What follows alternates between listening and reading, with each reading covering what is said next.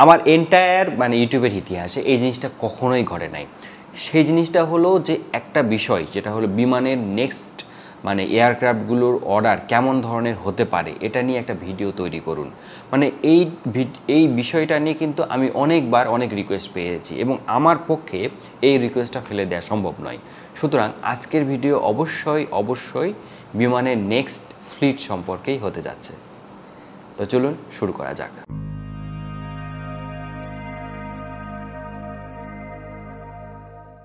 বন্ধুরা, বিমানের ইতিহাসটা কিন্তু অনেক লম্বা, প্রায় 53-54 বছরের একটা ইতিহাস।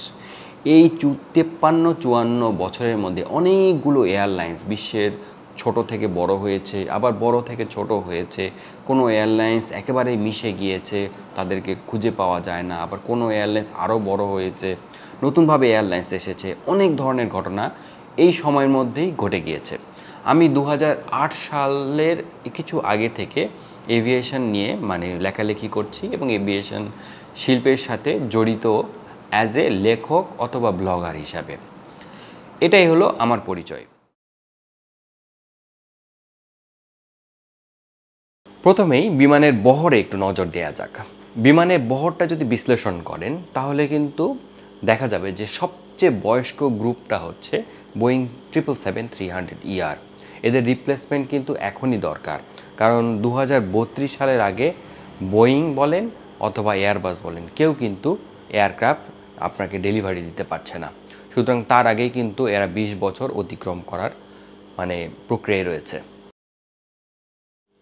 এখন আপনি বলতে পারেন যে এরপরে কার ধাপ রয়েছে। এরপরে কিন্তু বোয়িং 737, কারণ অলরেডি কিন্তু বিমান বোয়িং 737-এ ঘাটতি রয়েছে।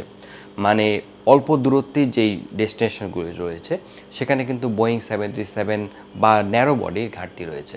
তার দুইটা খুব ইম্পর্ট্যান্ট। একটা হলো সৌদি আরবের যে রুটগুলো সেগুলো চালানোর জন্য আপনার এয়ারক্রাফট খুব বেশি মাত্রায় দরকার এবং এটা খুবই গুরুত্বপূর্ণ, কারণ বিমানের আসলে মূল টাকাটা আয় হয় এই রুটগুলো থেকে।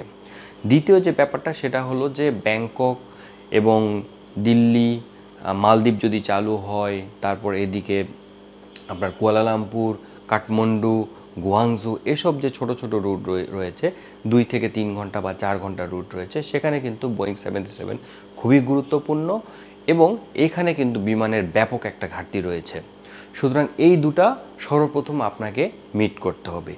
যেই কোম্পানি এই দুটা সর্বপ্রথম আপনাকে মিট করে দেওয়ার মতো প্রতিশ্রুতি দিবে তার সাথে বিমানে যাওয়া উচিত। এখন আপনি বলতে পারেন যে এদের কতগুলো লাগবে। সেক্ষেত্রে বলা যেতে পারে যে বোয়িং 777-300ER এটা কিন্তু 450 বা 400-র উপরের একটা আসনের এয়ারক্রাফট। সুতরাং এদের রিপ্লেসমেন্ট অবশ্যই তাদের কাছাকাছি হওয়া উচিত, কারণ সৌদি আরবের রুটগুলোতে যদি আপনি 450 অথবা 400 এর কমে যদি আপনি এয়ারক্রাফট চুজ করেন তাহলে কিন্তু এখানে লস খাবার সম্ভাবনা রয়েছে। কারণ কম্পিটিশানে কিন্তু আপনাকে ইউএস বাংলা এবং সাউদিয়া এদের সমান সমান রেখে আপনাকে ভাড়াটা নির্ধারণ করতে হবে এবং এখানে লাভ করতে হবে। এই ব্যাপারটা মাথায় রেখেই বিমানের উচিত যে এই রুটে কোনো এক্সপেরিমেন্ট না করা এবং এখানে সরাসরি বোয়িং 787-10-এ চলে যাওয়া। এখানে কিন্তু আপনি যদি বিজনেস ক্লাস খুবই কম রাখেন, 12টা বা 16টা রাখেন, তাহলে কিন্তু অনায়াসে আপনি 380 বা 375 আসনের একটা আসন বিন্যাস এদের করতে পারবেন। সুতরাং এটা কিন্তু অবশ্যই এই আসনে এইসব রুটে লাভজনক হবে এবং নিঃসন্দেহে লাভজনক হবে, সেখানে কোনো সন্দেহ নাই। সেক্ষেত্রে আপনি 5টা অথবা 6টা বোয়িং 787-10 আপনি অর্ডার দিতে পারেন। আর 10 ঘন্টার বেশি, যেমন লন্ডন, ম্যানচেস্টার, রোম, আপনার টরন্টো, এগুলো কিন্তু অলরেডি বোয়িং 787 দ্বারা লাভজনক। সুতরাং এখানেও এক্সপেরিমেন্ট করার কোনো সুযোগ নাই। আপনি বোয়িং 787-9-এই চলে যান। সেক্ষেত্রে 10 এবং 9-এর ডিফারেন্স যেহেতু খুবই কম, সেহেতু আপনার মেনটেন্যান্স ব্যয় বা ক্রুর ব্যয়টা অনেকটা কমে আসবে। 8গুলোকে সেল করে দেন এবং তার রিপ্লেসমেন্টে আপনি 9 নিয়ে নেন। 9 অলরেডি কিন্তু ইয়াঙ্গার হয় যে 6 বছর বয়সী আপনার 9 দুটো রয়েছে। সুতরাং এটা আরও দীর্ঘ টাইম, প্রায় আরও 14 বছর বা 13 বছর এটা সার্ভিস দিবে। সো এটা রিপ্লেসমেন্ট আরও পরে হইলেও হবে, কিন্তু অ্যাডিশনালি আপনি আরও 5টি বোয়িং 787-9 নিয়ে নেন। তার আপনার 6টি বা 7টি বোয়িং 787-10 এবং মানে 5টি আপনার বোয়িং 787-9। এই 11টি এয়ারক্রাফট মানে ওয়াইড বডি এয়ারক্রাফট বোয়িং 787-এ আপনি চোখ বন্ধ করে চলে যাওয়াটা উচিত। এখন আপনি বলতে পারেন যে ন্যারো বডির ব্যাপারটা। ন্যারো বডির ক্ষেত্রে বলা যায় যে দোহা, কাতার, তারপরে দুবাই, সিঙ্গাপুরেও ধরা যায়, মানে এই সব যে রুটগুলো যেগুলো কিন্তু 7 ঘন্টার কম 4 ঘন্টার বেশি, এই যে রুটগুলো রয়েছে এখানে কিন্তু 200 থেকে 300 এই এয়ারক্রাফটটার খুব বেশি চাহিদা।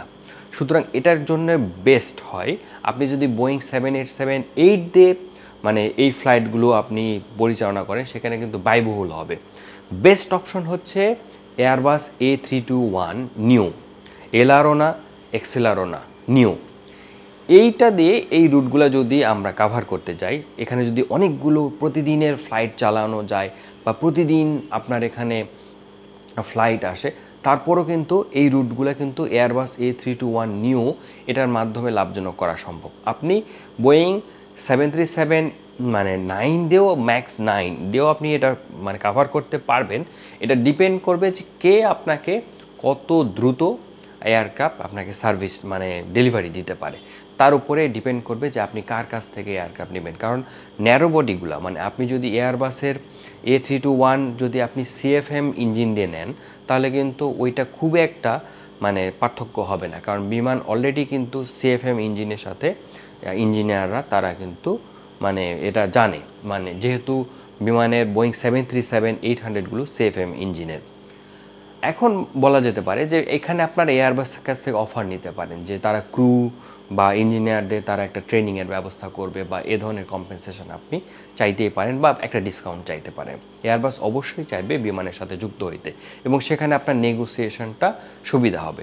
এবং এখানে কিন্তু সবচেয়ে গুরুত্বপূর্ণই হচ্ছে এয়ারবাস A321 এবং A321 যদি আপনি মানে 6 থেকে 7টা নিতে পারেন, এই রুটগুলো কিন্তু আপনি অনায়াসে মানে মাল্টি ফাংশনাল মানে করতে পারবেন। এখান থেকে আপনি কোড শেয়ার করতে পারবেন, ডাবল ফ্লাইট চালাইতে পারবেন, মানে এগুলো কিন্তু ফাংশনিং হয়ে যাবে। এখন আসেন যে ছোট ছোট যে রুটগুলো রয়েছে, ব্যাংকক রয়েছে, দিল্লি রয়েছে, কলকাতা রয়েছে, আপনার যদি ইসলামাবাদ চালু হয় সেটা রয়েছে, কুয়ালালামপুর রয়েছে, কাঠমান্ডু রয়েছে, গুয়াংজু রয়েছে, ইভেন আপনার বলতে পারেন যে জাপানের রয়েছে, জাপানের নারিতাও রয়েছে। জাপানের নারিতা যদি চালু করার মানে ইচ্ছা থাকে, সেই রুটগুলোতে কিন্তু আপনি অনায়াসে বোয়িং এর 77 ম্যাক্স 8 অথবা এয়ারবাসের A320 নিউ আপনি অনায়াসে চুজ করতে পারেন। সেক্ষেত্রে যদি আপনি এয়ারবাস A321-এর দিকে যান, অবশ্যই আপনাকে এয়ারবাস A320 নিউর দিকে আসতে হবে, কারণ কমনালিটি রাখতে হবে। আর যদি ওই দিকে আপনি বোয়িং 737 ম্যাক্স 9-এ যান, তাহলে অবশ্যই এখানে বোয়িং ম্যাক্স 8-এ থাকতে হবে। তো এটা হলো একটা কমন ব্যাপার। তো এইখানে আপনার হলো 12 থেকে 13টি আপনি হলো ন্যারো বডি, সেটা হতে পারে এয়ারবাস, এবং এয়ারবাস হলেই ভালো, কারণ এয়ারবাসের A321টা মানে 4 ঘন্টার বেশি 7 ঘন্টার কম, এই দূরত্বগুলোর জন্য অসম। আপনি অনায়াসে এখানে মানে ম্যাসিভ লাভ করতে পারবেন এই এয়ারক্রাফটটা দিয়ে, কারণ এখানে বোয়িং 787-8 মানে একেবারে বেমানান, এবং এয়ারবাস A321 দিয়ে আপনি যে পরিমাণ আয় করতে পারবেন, আপনি বোয়িং 787-8 দিয়ে সে পরিমাণ আয় করতে পারবেন না, যেহেতু বিমানের মানে কার্গো গ্রোথটা অত ভালো না। এখন আপনি বলতে পারেন যে এগুলোর ডেলিভারি এবং নেগোসিয়েশন এবং ভূ রাজনীতি এই সব কিছু মিলাই আপনাকে ডিসিশন নিতে হবে। তবে বিমান যদি 25টার বেশি অর্ডার দিয়ে ফেলে, সেক্ষেত্রে কিন্তু মানে অনেক বেশি খেলে যেমন হজম হয় না পেটে, তো সেরকম কিছু একটা হওয়ার সম্ভাবনা রয়েছে।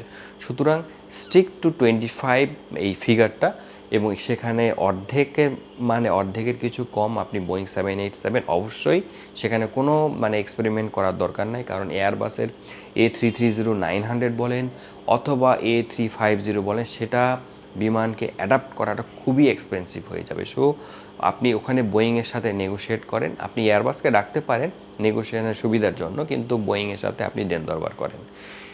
ন্যারো বডির ক্ষেত্রে A321 যেহেতু খুবই ইম্পর্ট্যান্ট, সেহেতু এয়ারবাসের সাথে আপনি দেন দরবার করেন এখানে কতটুকু আপনি কমাতে পারেন, কারণ উভয় পক্ষই কিন্তু চাইবে বিমানের সাথে থাকার, এবং এই সুযোগটা কাজে লাগিয়ে যতটা আপনারা নেগোসিয়েশন করতে পারবেন বা বিমান নেগোসিয়েশন করতে পারবে সেটাই ভালো। এখন ব্যাপারটা হচ্ছে যে বিমানের যেসব পরিচালনা বোর্ড এবং বিমান যেভাবে চলে এবং পলিটিক্যালি ড্রাইভ, এইসব বিশ্লেষণ করে আদৌ কোনো সমস্যার সমাধান হবে কি না আমি জানি না।